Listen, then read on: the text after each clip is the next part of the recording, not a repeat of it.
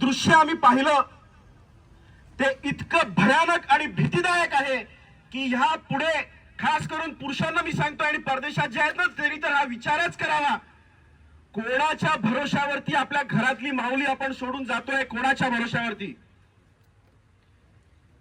5:30 वाजता इकडे पोहोचल्यानंतर आम्हाला समजलं की जिच्यावर प्रसंग घडलाय तिच्या बाजूला अजून एक महिला उभी होती. क्रोनॉलॉजी आहे का, क्रोनॉलॉजी. तिच्या बाजूला अजून एक महिला उभी होती. आम्हाला आधी वाटलं तीच महिला आहे की काय, कारण ती तिच्यापेक्षा जास्त खचलेली आणि कमजोर दिसत होती.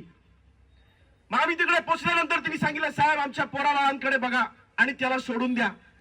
म्हटलं कोणाला सोडून द्या, पहिला आधी काही समजलं नाही. ती महिला त्या तलाठ्याची बायको होती.